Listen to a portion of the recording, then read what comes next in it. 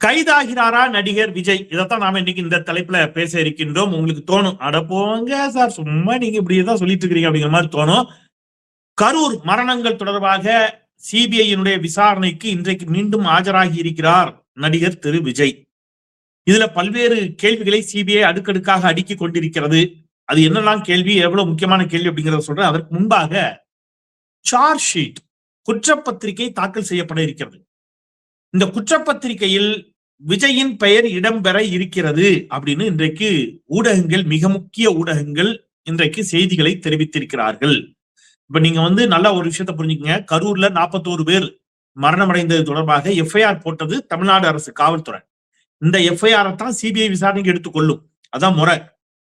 அந்த எஃப்ஐஆர்ல விஜயின் பெயரை சேர்க்கவில்லை. தமிழ்நாடு அரசு விஜய் பெயரை அந்த எஃப்ஐஆர்ல சேர்க்கல, நல்லா புரிஞ்சுக்குங்க. ஆனா எஃப்ஐஆர் போட்ட பிறகு சார்ஜ் ஷீட் தயார் பண்ணுவாங்க. விசாரணை அடிப்படையில் சார்ஜ் ஷீட் தாக்கல் செய்யணும் எங்க நீதிமன்றத்துல. அதன் பிறகுதான் வழக்கு நீதிமன்றத்துக்கு விசாரணைக்கு எடுத்துக்கொள்ளப்படும். அப்படி சார்ஜ் ஷீட், குற்றப்பத்திரிகை தாக்கல் செய்யப்பட இருக்கிறது. யாரால? சிபிஐயால. ஏன்னா இப்ப வழக்க சிபிஐ கையில் எடுத்துட்டாங்க. அந்த குற்றப்பத்திரிகையில் விஜயின் பெயரை சேர்ப்பதற்கு சிபிஐக்கு அதிகாரமும் உரிமையும் இருக்கிறது. எஃப்ஐஆர்ல விஜய் பெயர் இல்லாவிட்டாலும் சார்ஜ் ஷீட்ல விஜயின் பெயரை சேர்ப்பதற்கான அதிகாரமும் உரிமையும் சிபிஐக்கு இருக்கிறது. அப்படி சார்ஜ் ஷீட்ல விஜயின் பெயர் சேர்க்கப்பட்டால் விஜயும் இந்த வழக்கில் ஒரு குற்றம் சாட்டப்பட்ட மனிதராக, நபராக சேர்த்து கொள்ளப்படுவார்.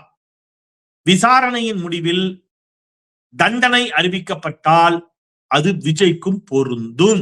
இதுதான் இதுல கூடிய மிக முக்கியமான செய்தி. இப்போ அப்படி போய் வகத்தொகையா ஐயா எங்க சிக்கிருக்கிறாருன்னு கேட்டீங்கன்னா, சிபிஐட்ட சிக்கிட்டாரு விஜய். இப்ப இந்த வழக்குல இன்றைக்கு 2வது நாட்களாக மிக முக்கியமான சில கேள்விகளை சிபிஐ எழுப்பி இருக்கிறது.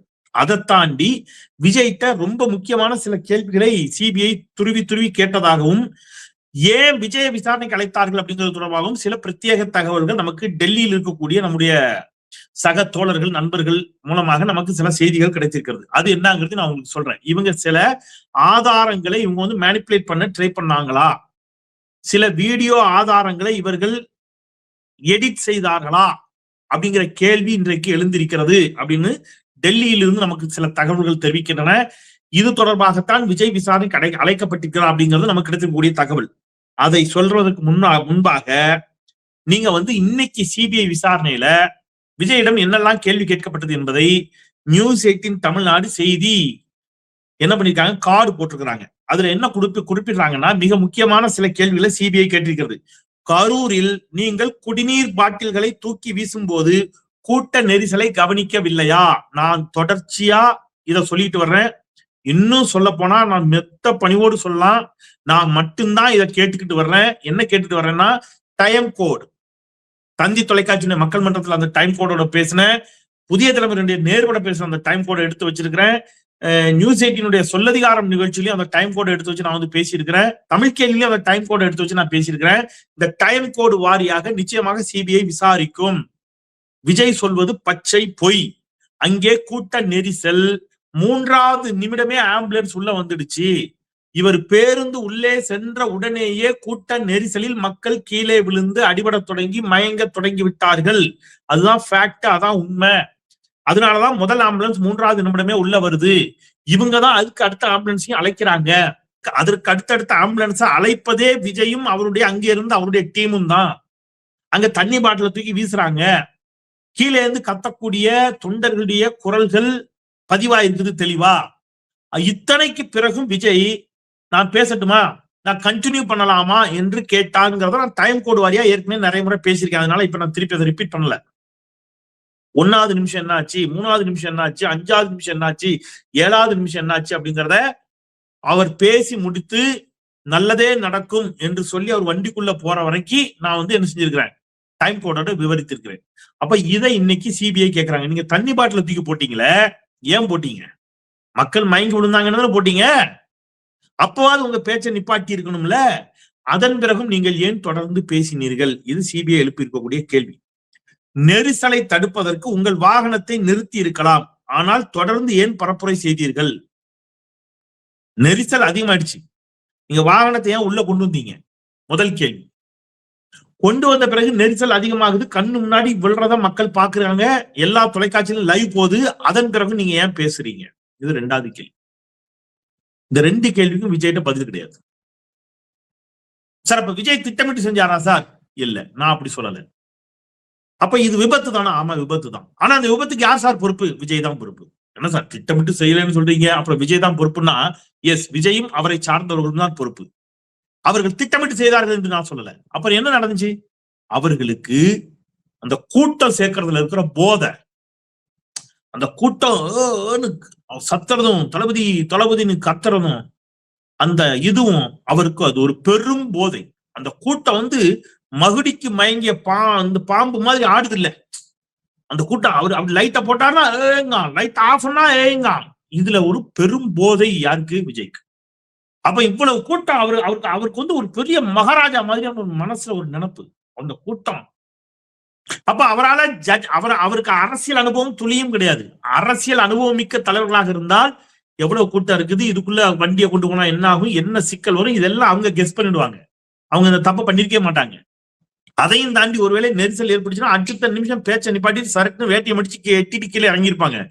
தள்ளு கூட்டத்தை ஆம்புலன்ஸை கொண்டா ஓடுன்னு அவங்க நின்றுப்பாங்க களத்துல. இதான் பக்குவப்பட்ட அரசியல் தலைவர்களுக்கும் சினிமாவில் டயலாக் பேசிட்டு அரசியல் வருபவர்களுக்கும் இருக்கக்கூடிய வித்தியாசம். சோ விஜய் அதை பண்ணல. அந்த கேள்வி கேட்கிறாங்க. அடுத்தது, கூட்ட நெரிசலுக்கிடையே உங்களுடைய பரப்புரை வாகனம் முன்னேறி வரும் காட்சிகள் உள்ளன. அவ்வளவு கூட்டம் இருக்கு சார், உங்க பரப்புரை வாகனம் அப்படியே கஷ்டப்பட்டு அதுக்குள்ள வருது. போலீஸ் தரப்புல போய் ஸ்ட்ரிக்டா சொல்றாங்க, நீங்க வண்டி அங்கேயே நிப்பாட்டி பேசுங்கன்னு. இவங்க பண்ண அட்ராசிட்டி என்ன தெரியுமா? காவல்துறை எதை சொன்னாலும் அதை அரசியலா ஆக்குறது.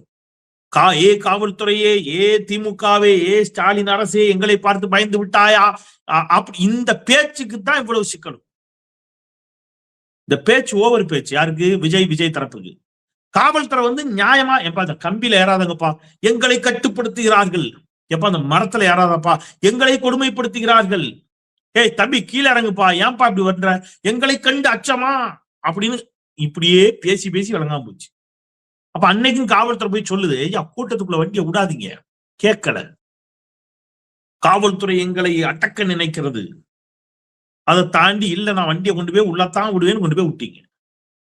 இதை இன்னைக்கு சிபிஐ கேட்குது. நீங்க முன்னேறி வரும் காட்சிகள் இருக்கிறது அப்படின்னு கேட்கிறாங்க. அடுத்தது, பிரபல நடிகரும் அரசியல் கட்சி தலைவருமான உங்களுக்கு எவ்வளவு கூட்டம் கூடும் என தெரியாதா? உங்களுக்கு தான் தெரியுமாங்க எவ்வளவு கூட்டம் கூடும்னு தெரியும் தானே? அப்ப அதுக்கேற்ற மாதிரி நீங்க முன்னெச்சரிக்கை நடவடிக்கை எடுத்துக்கணுமா இல்லையா? எல்லாத்துக்கும் கவர்மெண்ட் தான் காரணம்னா, கவர்மெண்ட் தான் பைக் எடுத்துக்கிட்டு உங்க காருக்கு பின்னாடியே உங்க ரசிகர்களை வர சொல்லி உங்களுடைய அந்த பேருந்து டயருக்கு கீழே எல்லாம் விழுந்தானுங்கல்ல, கவர்மெண்ட் தான் உள்ள சொல்லிச்சா? அதை போலீஸ் தான் தடுத்துக்கணும். எல்லாமே போலீஸ். சரி அப்பா, போலீஸ்காரங்க போறாங்க, போய் தம்பி அப்படி வண்டி கார் பின்னாடி போகாத, அவர் பஸ் பின்னாடியே போகப்பா அப்படின்னு விரட்டி விட்டாங்கன்னா, காவல்துறை எங்கள் ரசிகர்களை, எங்கள் தொண்டர்களை அடக்குகிறது அப்படின்னு பேச வேண்டியது. சரி போய் தொலைங்கடா அப்படின்னா, காவல்துறை ஏன் அவர்களை கட்டுப்படுத்த தவறி விட்டதுன்னு பேசுறது. மனசாட்சியோட திங்க் பண்ணுங்க, காவல்துறை என்ன செய்யும், என்னங்க பண்ணும்? அவங்க என்ன செவ்வாய்க்கிரகத்துல இருந்து வந்திருக்காங்க? அவனும் நம்மள மாதிரி மனுஷன் தானே. நம்ம சொந்தக்காரங்க யாரோ தான் அதுலயும் இருக்க போறாங்க, சித்தப்பாவும் மாமாவும் பெரிய. தவறுகள் எல்லா இடத்துலயும் நடக்கும். காவல்துறையில யாராவது தவறு செஞ்சாங்கன்னா அதை நம்ம சுட்டி காட்டலாம், அது வேற. ஆனா இந்த விவகாரத்துல காவல்துறை சொன்ன எதற்கும் கட்டுப்பட மறுத்து ஆட்டம் போட்டது யாரு? விஜயனுடைய இந்த தற்குறி கூட்டம். சரி, அதையும் அவங்க கேட்கிறாங்க. கரூர் பரப்புரை கூட்டத்திற்கு சுமார் 7 மணி நேரம் தாமதமாக வர காரணம் என்ன அப்படின்னு கேட்கிறாங்க. ஏப்பா 7 மணி நேரம் தாமதமா இருக்கே, ஏன் என்ன பிரச்சனை?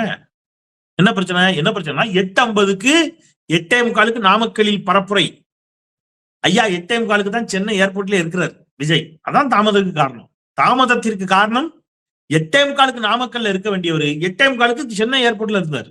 அதான் தாமதத்திற்கு காரணம். ஆனா அவர் அங்க என்ன சொல்லிக்காரு தெரியுமா? சாலைகளில் பல்வேறு வளைவுகள் இருந்ததால் கரூருக்கு வர தாமதம் அப்படின்னு இருக்கிறாரு. யாரு? விஜய். சாலையில வளைஞ்சு போச்சான், அதனால 7 மணி நேரம் தாமதம் ஆயிடுச்சான். Super, very good, very good. இப்ப சிபிஐ அதிகாரிகள், எனக்கே ஒரு கேள்வி தோணுது, உங்களுக்கு அந்த கேள்வி தோணணும். அப்ப கண்டிப்பா சிபிஐ அதிகாரிகளுக்கு தோணும். தோணாவிட்டாலும் இதை பார்த்த பிறகாவது தோணும். என்ன கேள்வி? கரெக்டா சொல்லுங்க பாப்போம். கரெக்டா கீழே யாராவது கமெண்ட் பண்ணுங்க. இப்போ என்ன கேள்வின்னு. சரி, இங்கிருந்து போகும்போது இருந்த அதே சாலை தானே வரும்போதும் இருக்கும், திருப்பி வரும்போதும். போகும்போது வளைந்து வளைந்து வளைந்து இருந்த சாலைகளால் 7 மணி நேரம் தாமதம்னு விஜய் சொல்வார் என்றால், வரும்போது மட்டும் அப்படி மின்னல் வேகத்துல வந்து பனையூர் பங்களாக்குள்ள வந்துட்டீங்களே எப்படி? அது மட்டும் எப்படி? கரூரிலிருந்து அப்படி வந்த எடுத்தேன் பாரு ஓட்டம் அப்படின்னு வடிவேலு சொல்றாரு. அந்த மாதிரி ஓடி சர்ன்னு திருச்சி ஏர்போர்ட், சர்ன்னு அங்கிருந்து சென்னை, சர்ன்னு எங்க வந்தாச்சு? பனையூர் பங்களா. சில மணி நேரங்களில் இதெல்லாம் எப்படி சாத்தியமாச்சு? அதே வளைந்து வளைந்து செல்லும் சாலைகள் தானே. அப்ப இப்ப சாத்தியமாச்சுன்னா அப்ப மட்டும் ஏன் சாத்தியமாகல? அப்ப பச்சை பொய். எது? நாம 8:45 கூட்டத்துக்கு 8:45 தான் சென்னை ஏர்போர்ட்ல இருந்தோம். அதான் பிரச்சனை. இப்ப அவங்க என்ன சொல்லிட்டாங்க? சரி, நீங்க அப்படி வர தாமதத்திற்கு இதுதான் காரணம் அப்படின்னா அந்த ஆதாரங்கள் எல்லாம் இன்னைக்கு சாயங்காலத்துக்குள்ள சப்மிட் பண்ணுங்கன்னு சிபிஐ சொல்லி இருக்கிறது. யார்கிட்ட? விஜய் தரப்பிட்ட. இது எல்லாத்த விட மிக முக்கியமாக ஒன்று நடந்திருக்கு. அது என்ன அப்படின்னு கேட்டீங்கன்னா, விஜயனுடைய பேருந்துல அந்த டேஷ்போர்ட்ல கேமரா இருக்கும். முன்னாடி என்ன நடக்குங்கிறதெல்லாம் அதுல பதிவாகும். அந்த கேமராவினுடைய காட்சிகளை சிபிஐ கைப்பற்றியதாகவும், ஆனால் அந்த காட்சிகள் எடிட் செய்யப்பட்ட காட்சிகள் என்பதை சிபிஐ தன்னுடைய விசாரணையில் கண்டுபிடித்திருப்பதாகவும் நமக்கு ஒரு தகவல் கிடைக்குது. எடிட் பண்ணி சிலதை வந்து சில இடங்கள்ல பிளாங்கா இருக்கு, சில இடத்துல எடிட் பண்ணியிருக்கிறாங்க. இது தொடர்பாக சிபிஐ அதிகாரிகள் விஜயிடம் விசாரிக்கின்ற பொழுது, விஜய் தரப்பிட்ட விசாரிக்கின்ற பொழுது, இல்ல நாங்க ஆன்லைன்ல அப்படியே எடிட் பண்ணிட்டோம், அப்பவே எடிட் பண்ணி தான் அது போச்சு அப்படின்னு ஒரு கதையை விட்டுருக்கிறதாக நமக்கு ஒரு செய்தி கிடைக்குது. அப்போ சிபிஐக்கு சந்தேகம் அளிக்கிறது. இந்த டேஷ்போர்ட்ல இருந்த கேமரால இருந்ததை நீங்க எதுக்கு எடிட் பண்ணீங்க? வேற எதையா நீங்க மறைக்கிறதுக்கு சதி திட்டம் போடுகிறீர்களா அப்படிங்கிற கேள்வி இயல்பாகவே விசாரணை அதிகாரிகளுக்கு எழும். அந்த கேள்வியும் எழுந்திருப்பதாக நமக்கு ஒரு செய்தி தகவல். இப்ப நீங்க யோசிச்சு பாருங்க, இப்ப ஒரு நடிகர் ஜீவா, மனசாட்சி அவருக்கெல்லாம் இல்லையான்னு தெரியல, துள்ளியும் மனசாட்சி இருக்குதான்னு தெரியல. அவரவர் வீட்டுல இளவு விழுந்தா அப்படி பேச மனசு வருமா? நான் யாரையும் அப்படி சாபம் கொடுக்கல, சபிக்கல, நான் அந்த அர்த்தத்துல சொல்ல. நம்ம வீட்லயே எடுத்துக்கிடுவோம். அவரவர் வீட்டுலன்னு சொன்னா கூட உங்களுக்கு காயம் வருதுன்னா நம்ம வீடுகளில் அப்படி வச்சுப்போமே. நம்ம வீடுகளை யாராவது இறந்து போனா இப்படி பேசுவோமா? துள்ள துடிக்க 41 பேர் செத்து இருக்காங்க. கண்ணு முன்னாடி குழந்தைங்க செத்து கிடக்குது. அப்ப மாண்புமிகு அமைச்சர் அன்பில் மகேஷ் போய் கண்ணீர் விட்டு கதறி அழுகிறார். படிச்சு படிச்சு சொன்னோம்டா, ரூல்ஸை ஃபாலோ பண்ணுங்கன்னு கேட்டீங்களாடா அப்படின்னு சொல்றாரு. அவர் அரசியலா செஞ்சாரு? படிச்சு படிச்சு சொன்னோமே விஜய் பின்னாடி போகாதீங்க அப்படி சொன்னாரா? விஜயை நம்பாதீங்க அப்படி சொன்னாரா? அப்படி சொல்லியிருந்தா அரசியல் கூட வச்சுக்கலாம். விஜய் இப்படி கொண்டு கூட்டு போயிட்டாரான்னு சொன்னாரா? அப்படிலாம் சொல்லல. அப்படியேதான் சொன்னாரா? இல்ல.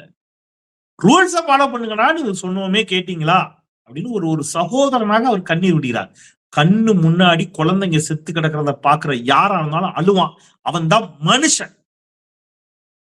ஒரு மாசம் கழிச்சு ஏசி ரூம்ல கூப்பிட்டு பேசுறவன் மனுஷன் இல்ல. ஆனா அவனை கொண்டாடுவதற்கு துப்பு இல்லாம வெட்கமே இன்றி அப்படி ஒரு நடிகனை கொண்டாடுவதற்கு தயாராக இருக்கக்கூடிய ஜீவா போன்றவர்கள், திரைத்துறையை சேர்ந்தவர்கள், விஜயின் ரசிகர்கள், துள்ளியும் லாஜிக் இல்லாம இந்த பிரச்சனைக்கு அரசுதான் காரணம்ங்கிறீங்க. மனசாட்சியோட சொல்லுங்க.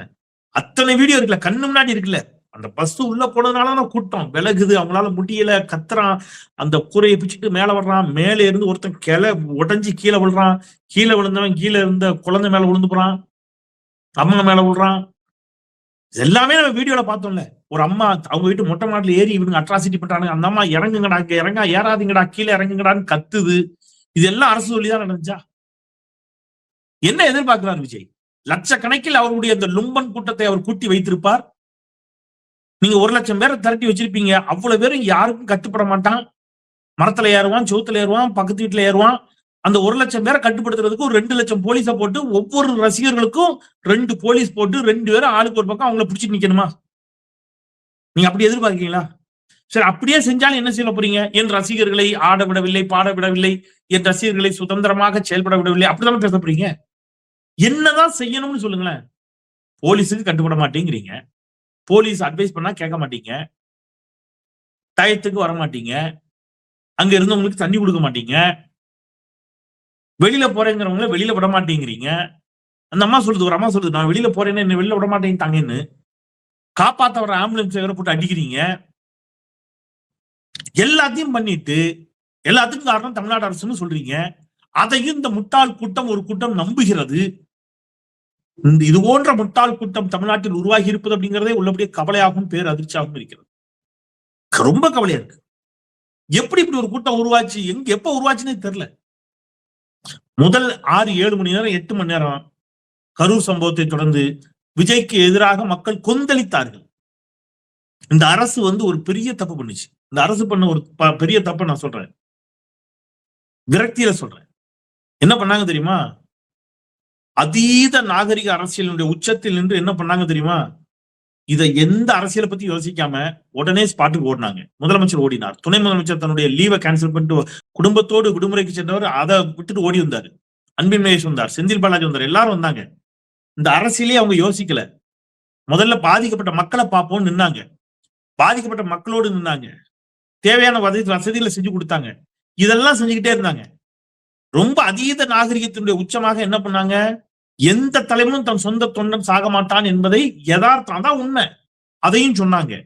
சொல்லி இது அரசியலாக கூடாதுன்னு நினைச்சாங்க. ஆனால் இந்த அதீத நாகரிகத்திற்கு துளியும் தகுதியற்ற கூட்டம் இந்த தற்கொலை கூட்டம் அதை நிரூபிச்சது. எப்படி தெரியுமா? முதல் 8 மணி நேரம், நியர்லி 7-8 மணி நேரம் விஜய்க்கு எதிராக இருந்த மக்கள் மனநிலையை புரிந்து கொண்டு அடுத்த நாள் காலையில அன்னைக்கு நைட்டு நடக்குது. நைட்டெல்லாம் மக்களுடைய மனநிலை அப்படி இருக்குது. காலையில கூடி பேசி ஆலோசித்து மத்தியானத்துக்குள்ள ஒரு முடிவு பண்ணி மத்தியானத்துக்கு மேல அப்படியே தகவலை பரப்ப ஆரம்பிச்சாங்க. என்னன்னு? இது அரசின் சதி, இது திமுகவின் சதி, செந்தில் பாலாஜியின் சதி, இப்படி போன்ற செய்திகளை பரப்பி துளியும் ஈவு இரக்கமின்றி மனசாட்சியின்றி சரி அப்படி பரப்புறாங்க. பரப்புன உடனே இந்த அரசு பட்டுன்னு இந்த மாதிரி பொய் செய்திகளை பரப்புற ஒரு 4 பேர் அரெஸ்ட் பண்ணி உள்ள வச்சிருந்தா அர்த்தம் பரப்பி இருக்க மாட்டான். அப்பொழுதும் நாகரிக அரசியலை இந்த அரசு செய்தது. அதனுடைய விளைவு 2 நாள் ஃபுல்லா ஸ்ப்ரெட் பண்ணிட்டான் பாய்சனை. 2 நாள்ல அவருடைய ஒரு பெரும் படையை வைத்து பெரும் டீமை வச்சு ஒவ்வொரு வாட்ஸ்அப் குரூப்லயும், ஒவ்வொரு ட்விட்டர், பேஸ்புக், இன்ஸ்டாகிராம் எல்லாத்துலயும் இது ஏதோ அரசினுடைய சதி என்பது போன்ற ஒரு திமுக வரலாறு முழுக்க சந்தித்திடக்கூடிய சிக்கல் என்ன தெரியுமா? திமுகவுக்கு எதிராக கட்டி அமைக்கப்படும், கட்டி எழுப்பப்படும் பொய்களை எதிர்கொள்வதில் இருக்கக்கூடிய சிக்கல். 2Gல அதே மாதிரி பொய்யை கட்டி எழுப்புனாங்க. திமுக எண்ணற்ற நலத்திட்டங்களை செய்யும். மக்கள் நலத்திட்டங்களை செய்யறதுல திமுகவிற்கு இணையாக வர எந்த கட்சியும் சொல்ல முடியாது. ஆனா திமுகவின் மீதும் திமுக தலைமையின் மீதும் சுமத்தப்படும் குற்றச்சாட்டுகளை மறுப்பதில், எதிர்கட்சிகள் மீது நியாயமாக வைக்க வேண்டிய அரசியல் விமர்சனங்களை வைப்பதில், இது போன்ற இடங்கள்ல திமுக அதீத நாகரிகத்தை பின்பற்றி பல நேரங்கள்ல அநியாயமாக பழி சொல்லுக்கும் இழி சொல்லுக்கும் ஆளாகி இருக்கிறது. இந்த முறையும் அதான் நடந்துச்சு. ஸ்ப்ரெட் பண்ணிட்டான், பாய்சன் பண்ணிட்டான். இப்ப என்னை போன்றவர்களின் மீது இவர்களுக்கு எல்லாம் என்ன கோபம்? ஒண்ணு இல்ல. திமுகவின் மீது காலங்காலமாக சுமத்தி வரப்படக்கூடிய குற்றச்சாட்டுகளுக்கு நாங்கள் மிக உறுதியாகவும் மிக ஆதாரப்பூர்வமாகவும் பதில்களை தர தொடங்கினோம். நான், தங்கை மதிவதனி, தம்பி இந்திரகுமார், மில்டன் எல்லாம் நான் சொல்றது ஊடக விவாதங்கள்ல. நான் இவங்களெல்லாம் ஏன் சொல்றேன்னா, இவங்கெல்லாம் கட்சி திமுகவில் அதிகாரப்பூர்வ திமுகவினுடைய செய்தி தொடர்பாளர்கள் இல்லை. இவங்க யாரும் திமுக மெம்பர்ஸ் இல்லை. அதனால இவங்கள சொல்றேன். இதை தாண்டி திமுக செய்தி தொடர்பாளர்கள் இன்றைக்கு மிகச்சிறப்பாக தன்னுடைய வாதங்களை எடுத்து வைத்து வருகிறார்கள். அதிகாரப்பூர்வமாக அது வேற. அதிகாரப்பூர்வமற்ற செய்தி தொடர்பாளர்களாக இல்லாத இந்த மாதிரியான ஒரு கூட்டம் முதல் முறையா களத்துல நிக்குது. அப்ப இவங்களுக்கு அது ஒரு பெரிய அச்சத்தையும் பீதியும் தருகிறது. அதனுடைய விளைவு இது இல்லாம சமூக வலைதளங்கள்ல தம்பி மைனர் போன்றவர்கள் இப்ப பாக்குறாங்க, என்னடா இது, என்ன சொன்னாலும் முன்னாலாம் நம்ம ஈஸியா பொய்ய சொல்லிட்டு தப்பிச்சுட்டோம், இப்ப பெரிய சிக்கலா இருக்கேன்னு வர்ற கோபம்தான் எங்கள் மீது இவர்கள் பாய்வதற்கு காரணம். சோ நாகரிக அரசியலுக்கு இவர்கள் எந்த இடத்திலும் இந்த தற்கொலை கூட்டம் எல்லாம் சங்கியா இருக்கட்டும், நாகரிக இந்த தற்கொலை கூட்டமா இருக்கட்டும், அதற்கு இவர்கள் துளியும் தகுதியற்றவர்கள். அதை இவர்கள் மீண்டும் மீண்டும் நிரூபிக்கிறார்கள் இந்த பழிச்சொல்லை நம் மீது வீசி. நிறைவா ஒரு கருத்தை சொல்லிடுறேன். சிபிஐட்ட போய் சிக்கி இருப்பது அப்படிங்கிறது இந்த எரியறதுக்கு பயந்து எண்ணெய் சட்டிக்கு பயந்து எரியறதுக்குள்ள விழுந்த கதைன்னு எங்க ஊர்ல ஒரு புலம்னு சொல்லுவாங்க. அந்த மாதிரி இங்கே மாநில அரசு விசாரித்திருந்தால் கூட என்ன செஞ்சிருப்பாரு விஜய், காவல்துறை என்னை பழி வாங்குகிறது, 8 மணி நேரம். இப்ப நீங்க யோசிச்சு பாருங்க, அன்னைக்கெல்லாம் 8 மணி நேரமும் 7 மணி நேரமும் விசாரணை. யார்கிட்ட? விஜய்கிட்ட. 8 மணி நேரம் விசாரணை. நீங்க ஒருவேளை காவல்துறை 8 மணி நேரம் வேண்டாம், ஒரு 4 மணி நேரம், ஒரு 2 மணி நேரம் விசாரணை நடத்தி இருந்துச்சுன்னா இவனு என்ன பண்ணிருப்பான்? 2 மணி நேரம் அவரை திரும்ப விடவில்லை, அசைய விடவில்லை, அவரை குனிய விடவில்லை, அவரை நிமிர விடவில்லை, அவருக்கு தண்ணீர் கொடுக்கவில்லை, அவருக்கு ஜூஸ் கொடுக்கல, அவரை சிறுநீர் கழிக்க விடவில்லை, காவல்துறைன்னு கிளம்பியிருப்பான். ஆனா 8 மணி நேரம் வச்சு கும்மு கும்மு கும்மு கும்முன்னு குமுறுது சிபிஐ. சத்தம் இல்லையா ஒருத்தன்ட்ட? வாயை திறக்கட்டும் பார்ப்போம். இப்ப இன்னைக்கு ஒன் டே ஃபுல்லா அங்க ஐயா உட்காந்து வச்சிருப்பாங்க, வெளியில வந்து சத்தம் போட சொல்லுங்க பார்ப்போம். எனக்கு தெரிஞ்சு இப்ப விஜய் ஆதவர்ஜனா போன்றவர்கள் மீதான் கொலைவரில் இருக்காருன்னு கேள்வி. என்னன்னா, சும்மா இருந்திருந்தா அந்த தமிழ்நாடு போலீஸே விசாரிச்சிருக்கோம். அது என்ன எஃப்ஐஆர்ல கூட என் பேரை சேர்க்கல. இந்த ஆதவர்ஜனா புசியானத்தை தான் கூட்டி விசாரிச்சிருப்பாங்க. அது இல்லாம இப்ப என்னைய கொண்டு போய் சிபிஐல கோர்த்து விட்டானுங்க. இப்ப சிபிஐ டெய்லி என்னைய கூட்டி 7-8 மணி நேரம் உட்காந்து வைக்குது. நீங்க விஜய் என்ன லத்தி எடுத்து அடிக்க போறாங்களா? அப்படிலாம் கிடையாது. சினிமாவில் வர மாதிரி துப்பாக்கி கேட்டு மிரட்டுவாங்களா? அப்படிலாம் கிடையாது. ஆனா உளவியலா அந்த விசாரணை எதிர்கொள்வது பெரிய சிக்கல். 8 மணி நேரம் உங்களை உட்காந்து வச்சு ஒவ்வொரு அதிகாரியா ஒண்ணு கேட்பாங்க. நீங்க முதல்ல சொன்னதை மறக்காம திருப்பி சொல்லணும். உண்மையா இருந்தா கரெக்டா அதே தான் சொல்லுவீங்க. நீங்க போய் சொல்லும் போது உங்களை அறியாம நினைச்சுவீங்க, ஒளரி மாட்டிப்பீங்க. அப்படி விஜய் மாட்டுவாரு. அன்னைக்கு இருக்குது காமெடி. நான் நிறைவா ஒண்ணு சொல்லிடுறேன். ஸ்டாலின் நாகரிக அரசியல் செய்வார். சித்தாந்த ரீதியாக ஸ்டாலின், அரசியல் களத்தில் Stalin is more dangerous than Kalaignar என்பது 100 விழுக்காடு உண்மை. அதே நேரத்தில் பழிவாங்கும் அரசியலை அவர் செய்ய மாட்டார், செய்வதில்லை. ஆனால் மோடி அப்படி இல்லை, மோடியும் அமித்ஷாவும் அப்படி இல்லை. தான் சொந்த கட்சியை சேர்ந்தவர்களையே யோசிச்சு பாருங்க. எல்கே அத்வானி இன்னைக்கு எங்க இருக்கிறாரு? முரளி மனோகர் ஜோஷி என்ன ஆனாரு? உமா பாரதி என்ன ஆனாங்க? எடியூரப்பா எங்க இருக்கிறாரு? ஏங்க அந்த நாட்டுல துணை குடியரசுத் தலைவர் ஒருத்தர் இருந்தாருங்க, ஜெகதீப் தன்கர். திடீர்னு ஒரு நாள் இவர் கிடையாதுட்டாங்க. அவர் இன்னைக்கு எங்க இருக்கிறார்? என்ன ஆனாரு? யோசிச்சு பாருங்க. ஒரு துணை குடியரசுல ஒரு நாள்ல தூக்கி தூர வச்சுட்டாங்க. யாருன்னே தெரியாது அண்ணாமலை கூட்டு வந்து நாளையில இருந்து இவர் தான் உங்களுக்கு மாநில தலைவருங்கிறாங்க. நிதின் இப்ப புதிய இளம் தலைவர், மிக இளம் வயது, அவர் தான் அடுத்த தலைவர்ட்டாங்க. பாஜக வந்து நீங்க நினைக்கிற மாதிரி கிடையாது. அப்போ அமித்ஷாவும் மோடியும் அவ்வளவு எளிதில் விஜயை விட்டுவிட மாட்டார்கள். நீங்க இந்த கட்டப்பா மாதிரி, எந்த கட்டப்பா?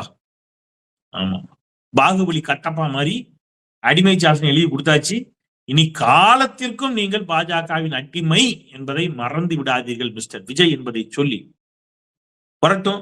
சாஷித் வரட்டும், என்னன்னு பார்ப்போம் விரைவில். இதை கூட்டணிக்கான அச்சாரமாக மாற்ற பாஜக முயற்சிக்கிறது என்று பாஜக ஆதரவாளர்களாக பொதுவெளியில் அடையாளம் காணப்படும் சில மூத்த பத்திரிகையாளர்கள் பகிரங்கமா சொல்றாங்க. பாஜக கூட்டணிக்கு வரலைன்னா விஜய விடாதுன்னு வெளிப்படையா பேச ஆரம்பிச்சிட்டாங்க. கூட்டணிக்கான அச்சாரமா? அணில் போல் இந்த தேர்தலிலும் பாஜகவிற்கு உதவுவாரா உள்ளிட்டவற்றை பொறுத்திருந்து பார்ப்போம் என்று சொல்லி மீண்டும் ஒரு முறை தமிழ் கேள்வி சப்ஸ்கிரைப் செய்து பாருங்கள், உங்கள் பேராதரவை தாருங்கள். தமிழ் கேள்வியினுடைய இன்ஸ்டாகிராம் பக்கம் 50,000 ஃபாலோயர்ஸ், 50,000 சொந்தங்களை பெற்றுள்ளது என்ற மகிழ்ச்சியான செய்தியை இந்த தருணத்தில் உங்களுக்கு சொல்லுகிறேன். இந்த 50,000 ஃபாலோவர்ஸை கொண்டு வருவதற்கு காரணமாக இருந்த தமிழ் கேள்வியினுடைய குடும்ப அங்கத்தினர்கள் அனைவருக்கும் இந்த நேரத்திலே வாழ்த்துக்களை சொல்லி உங்கள் அனைவருக்கும் மீண்டும் ஒரு முறை நன்றியை பாராட்டி விடைபெறுகின்றேன். குரலற்றவர்களின் குரலாய் நான் செந்தில். நன்றி.